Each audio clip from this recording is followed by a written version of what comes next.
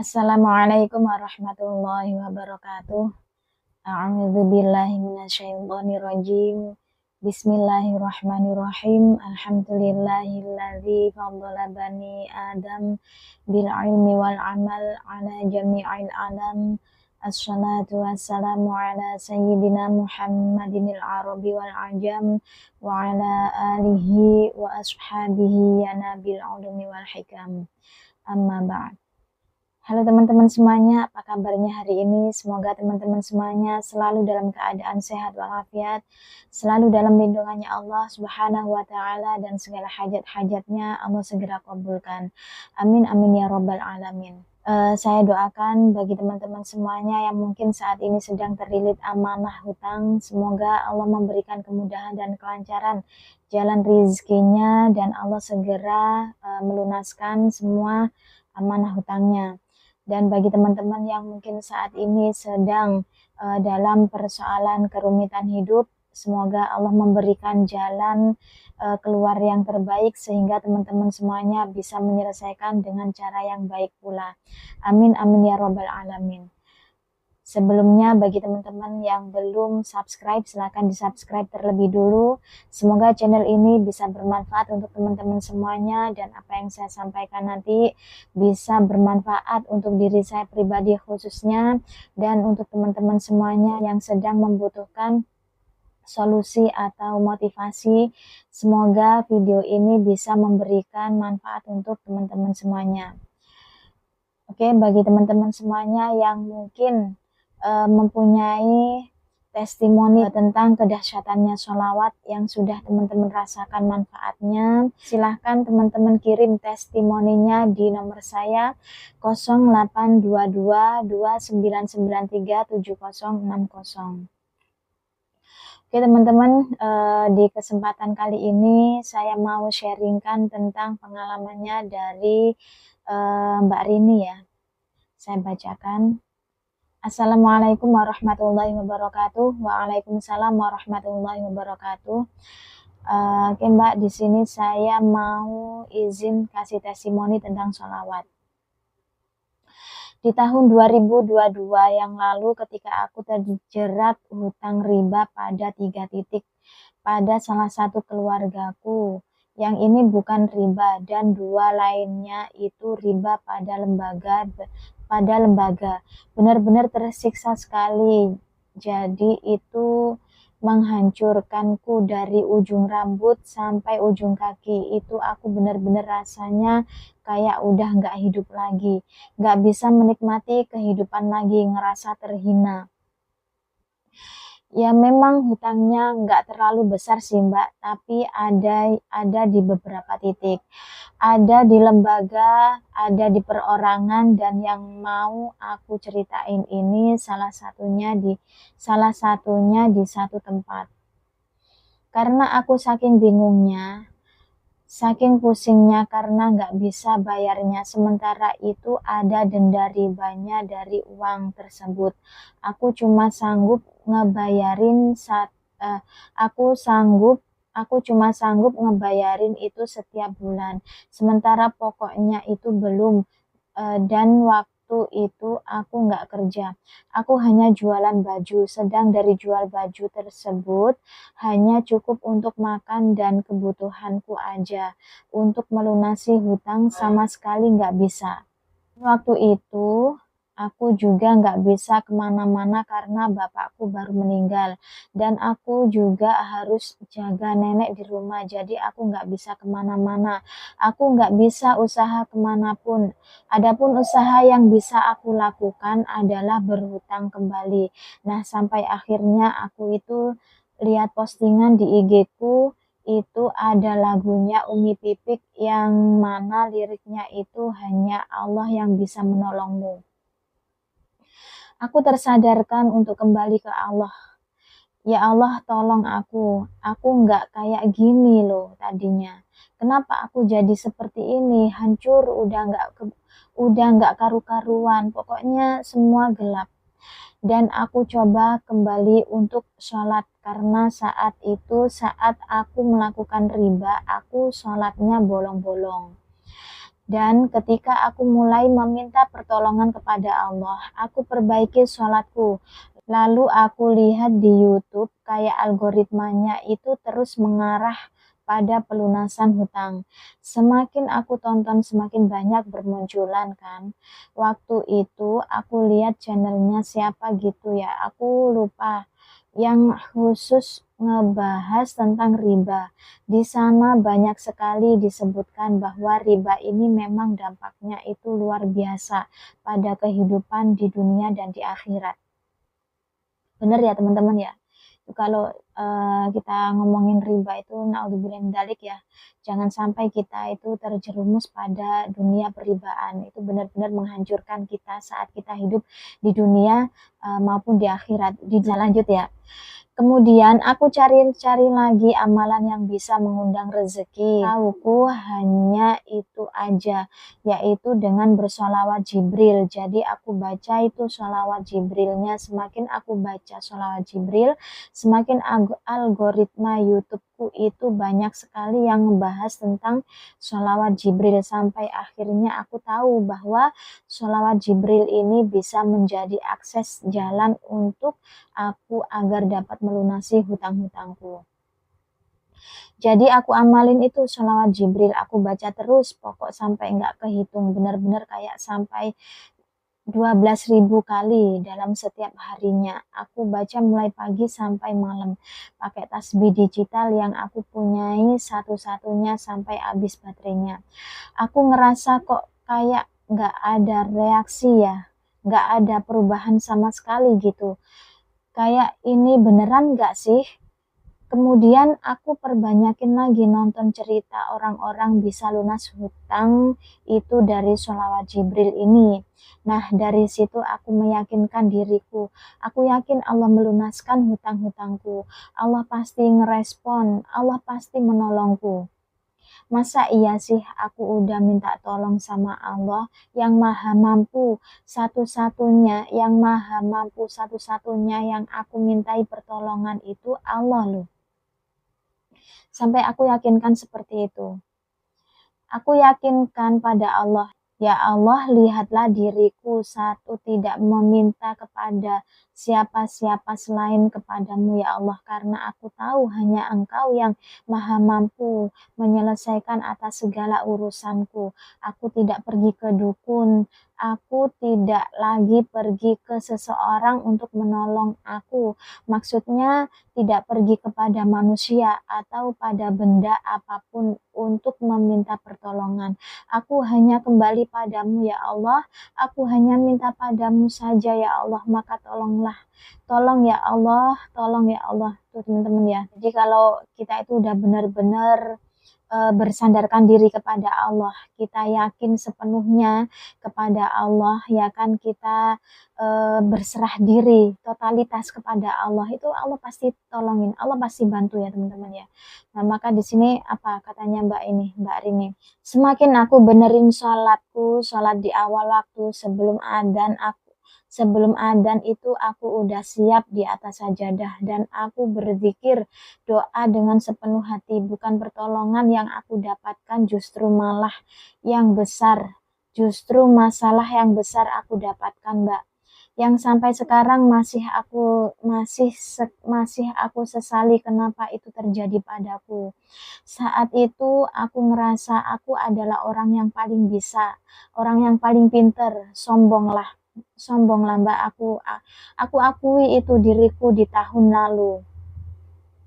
Aku adalah orang yang arogan, sangat sombong dan angkuh sekali. Dan waktu itu aku ribut dengan salah satu keluargaku yang mengakibatkan aku pergi dari rumah. Aku nggak mau lagi tinggal di rumah itu. Aku harus pergi dari rumah karena nggak suka, nggak betah. Nah saat aku pergi ada kakakku yang peduli. Jadi kakak yang nomor satu itu menghubungi kakakku yang nomor tiga yang kerja di Hong Kong. bilang kalau aku sudah nggak di rumah lagi. Aku pergi dan kakakku yang di Hong Kong itu tanya kemana dia pergi. Pergi ada masalah, dia pergi ada masalah apa dia. Akhirnya kakakku yang di rumah cerita kalau aku ada hutang berantem sampai pergi dari rumah. Terus aku ditelepon terus-menerus oleh kakakku yang di Hong Kong. Dek, kamu di mana? Ada masalah apa? Cerita. Nggak aku balas, aku juga nggak angkat teleponnya. Waktu itu aku tidur di rumah teman. Malam-malam aku pergi, aku ketuk pintunya. Aku benar-benar minta izin untuk dapat tidur di situ. Sementara aja. Alhamdulillah dia izinkan, ibunya juga sangat baik padaku dan mengizinkan untuk tinggal di sana. Kakakku telepon gak aku angkat karena saat itu pikiran aku benar-benar kacau gak karu-karuan. Gitu aku hanya bisa nangis aja. Ya Allah, aku udah minta semuanya pada Engkau ya Allah. Aku nggak minta pada siapapun ya Allah. Mana tadi? Aku nggak minta pada siapapun ya Allah. Kenapa semakin seperti ini? Kakak terus telepon dari jam 12 malam sampai waktu sahur. Aku diteleponin terus, aku matiin. Aku nyalahin lagi masih ditelepon. Kemudian kakakku ngechat, kamu di mana dek, hutangmu berapa biar mbak lunasin semua. Aku masih mikir itu, beneran nggak sih ini, aku takut itu hanya iming-iming aja biar aku pulang. Akhirnya nggak aku balas.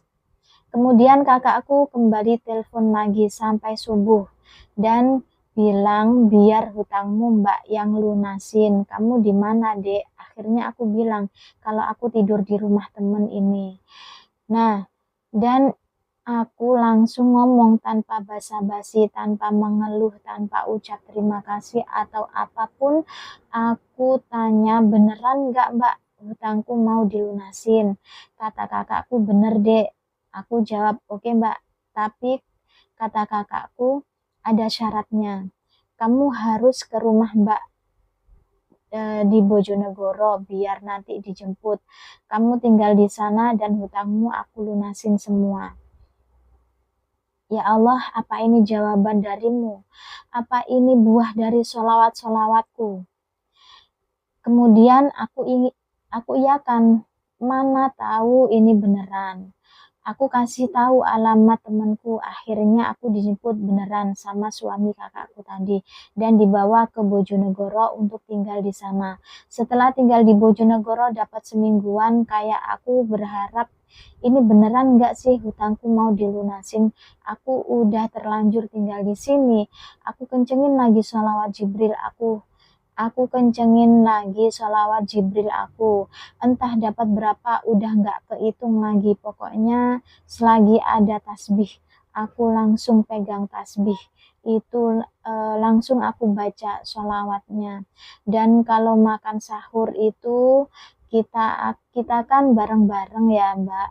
Sebelum sahur aku tahajud dulu dan masih minta sama Allah. Tolong ya Allah sampai akhirnya Bener Mbak, kayak aku yang di Hong Kong tadi, kakak aku yang di Hong Kong tadi ngecat aku, yang buat aku itu gemeteran sujud syukur dan bersimpuh pada Allah, banyak-banyak berterima kasih pada Allah, mengucap syukur. Jadi kakakku itu ngecat bilang seperti ini, dek hutangmu yang kepada ini sudah mbak lunasin semua, hutang pada lembaga sudah mbak lunasin semua, hutang pada ini sudah lunas tuh. Maaf ya Mbak An, terlalu panjang cerita saya. Semoga bisa memotivasi teman-teman semua untuk tidak ambil hutang, apalagi riba, apapun keadaannya. Minta aja sama Allah, pasti Allah kasih. Untuk Mbak Ana dan keluarga, semoga sehat selalu, lancar selalu rezekinya. Terima kasih waktunya Mbak Ana, terima kasih Mbak Rini doanya, dan semoga bisa menjadi amal jariah buat Mbak Rini ya, karena udah kasih testimoninya. Nah teman-teman, bagi teman-teman ya, kalau teman-teman itu yang saat ini sedang dalam persoalan yang banyak dalam kehidupan saat ini, punya banyak persoalan kehidupan, punya banyak masalah kehidupan ya kan, coba dimaknai dulu ya, dimaknai dulu. Jangan-jangan Allah itu kangen, kangen ya teman-teman ya, kangen pada kita, apa, kita itu udah lama nih ya, udah lama nggak bangun malam, kita udah lama nggak bangun malam untuk sholat malam, buat tahajudan ya kan. Nah, kadang-kadang kita itu perlu digelapkan supaya apa? Supaya kita itu peka terhadap cahaya, ya, peka terhadap cahaya. Jadi ikhlas aja dulu ketika kehidupan kita itu masih digelapkan oleh Allah, ikhlas aja ya. Nah, tujuannya satu apa? Kembali kepada Allah. Ya kayak ini tadi Mbak Rini, ya kan? Mbak Rini di situ digelapkan dulu oleh Allah. Kan kenapa? Nah, saat Mbak Rini ini tadi riba, saat Mbak Rini menjalankan riba itu tadi, Mbak Rini apa? Sholatnya suka bolong-bolong, ya kan? Sholatnya suka bolong-bolong, itu sholat fardu, sholat wajib, apalagi sholat sunnahnya, ya kan? Sholat malamnya, nggak bangun sholat malam. Nah, terus kemudian apa? Oleh Allah di hidupnya dibuat digelapkan. Digelapkan kenapa? Karena tujuannya satu, biar kita itu apa peka terhadap cahaya. Biar kita itu kembali lagi kepada Allah. Akhirnya apa? Di situ banyak petunjuk-petunjuk yang Allah berikan kepada Mbak Rini, ya kan, petunjuk-petunjuk melalui tiba-tiba aja Mbak Rini yang keingat buka IG-nya Mbak Rini sendiri yang di situ apa liriknya, eh, hanya kepada Allah kita apa meminta pertolongan ya kan. Nah di situ teman-teman ya, di situ yang membuat Mbak Rini tuh benar-benar tersadarkan diri untuk kembali kepada Allah. Nah itu loh teman-teman ya, digelapkan dulu oleh Allah agar apa? Agar peka terhadap cahaya, agar apa? Agar kembali kepada Allah. Gitu teman-teman ya. Akhirnya apa di situ Mbak Rini sholatnya lebih rajin, kemudian sholat tahajudnya digerakkan lagi, sholawatnya dikencengin lagi. Nah, di situ teman-teman ya, padahal di sini Mbak Rini hanya membaca apa sholawat Jibril.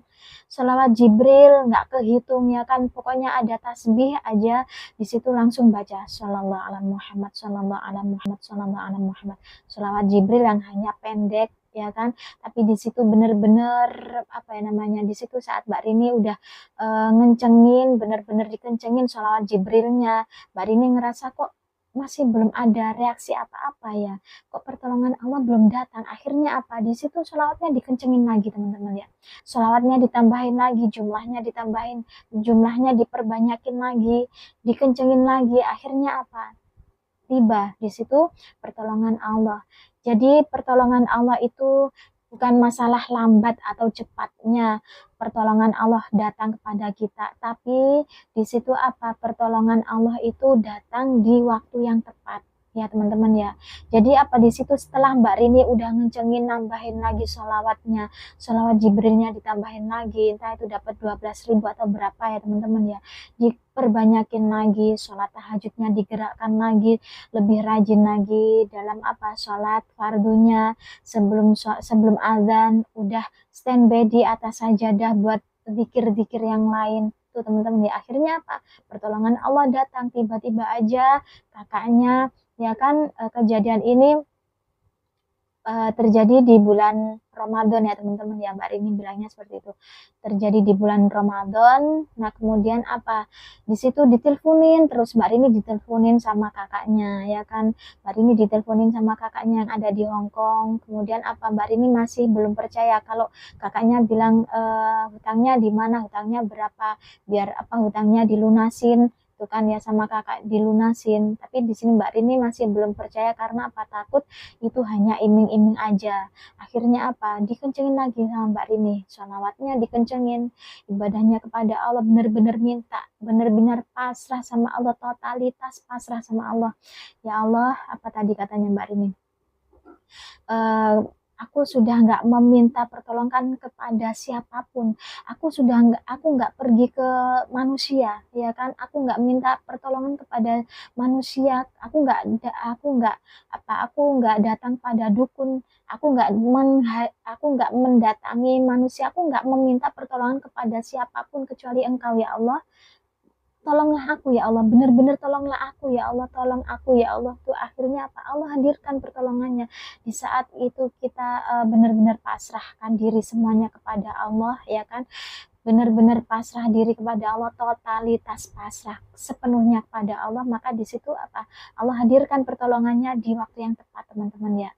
Nah, itu barokahnya dari sholawat. Bahkan di situ ketika siapa tadi, kakaknya Mbak Rini itu tadi udah melunasin semua hutang-hutangnya, mau melunasin hutang-hutangnya dengan syarat Mbak Rini harus ke rumahnya yang di Bojonegoro, ya kan.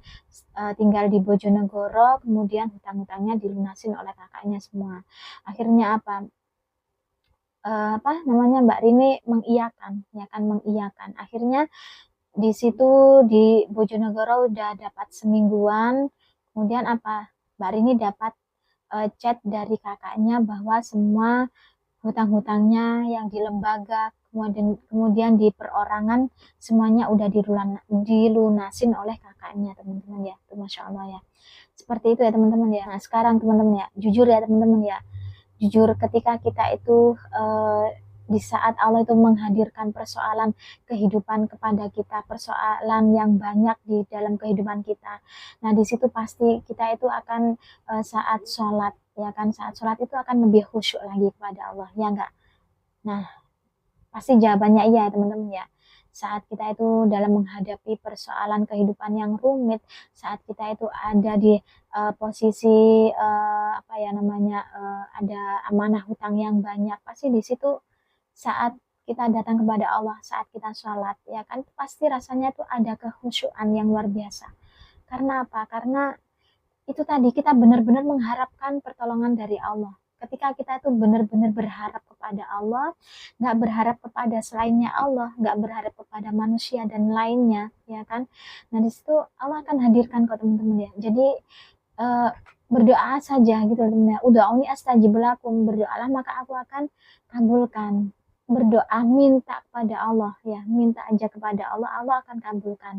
Apalagi saat kita tuh benar-benar pasrah sepenuhnya kepada Allah, totalitas kita pasrahkan semuanya kepada Allah, ya kan, Allah akan hadirkan pertolongannya. Jadi ya memang apa ya, kita itu perlu untuk digelapkan dulu oleh Allah, ya kan. Nah kalau nih misalkan teman-teman ya, kehidupan kita itu jalannya lurus mulus, nggak ada persoalan kehidupan apapun, enak lah teman-teman ya, lempeng-lempeng aja, itu nanti apa, Allah akan jatuhkan ke dalam neraka. Nah, kita belum sempat balik kepada Allah, kita belum sempat belum sempat memohon ampunan kepada Allah, ya kan? Tapi di ujung akhir, ya kan? Akhir-akhirnya apa? Kita dimasukkan jatuh ke dalam neraka. Itu teman-teman ya.